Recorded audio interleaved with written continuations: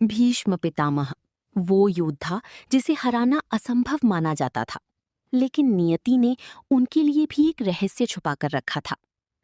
काशी की राजकुमारी अंबा सुंदर, स्वाभिमानी और अपने जीवन के सपनों को लेकर स्वयंवर की तैयारी कर रही थी। स्वयंवर का दिन आया, राजाओं की भीड़ थी और अंबा अपने मन में अपनी प्रिय को चुनने वाली थी। तभी सभा में प्रवेश हुआ भीष्म का, जैसे तूफान। उन्होंने अकेले कई राजाओं को हराया और अंबा सहित तीनों राजकुमारियों को ले गए। अंबा का दिल टूट गया। उसने रोते हुए कहा कि उसका मन पहले ही किसी और को समर्पित है, पर अब बहुत देर हो चुकी थी।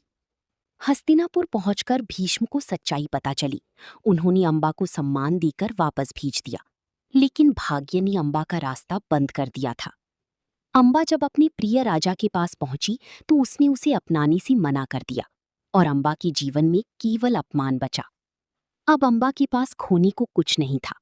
आंसुओं में उसने प्रतिज्ञा ली, मैं भीष्म की विनाश का कारण बनूंगी। वर्षों तक अंबा ने कठोर तपस्या की, जंगलों में भूख प्यास सहकर, सिर्फ बदले की आग लेकर। अंततः भगवान शिव प्रकट हुए और उन्होंने अंबा को वरदान दिया कि अगले जन्म में वो भीष्म की मृत्यु का कारण बनेगी।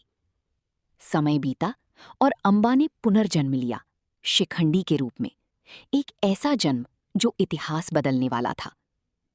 शिखंडी ने बचपन से ही युद्ध कला सीखी, हर दिन अभ्यास, हर रात लक्ष्य।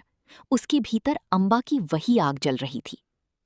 फिर आया कुरुक्षेत्र का युद्ध। एक ओर भीष्म पितामह, दूसरी ओर पांडवों की सेना, और उनके साथ खड़ा था शिखंडी। जब शिखंडी भीष्म के सामने आया, भीष्म ने शस्त्र गिरा दिए, क्योंकि वो शिखंडी पर वार नहीं कर सकते थे। यही था सबसे बड़ा मोड़।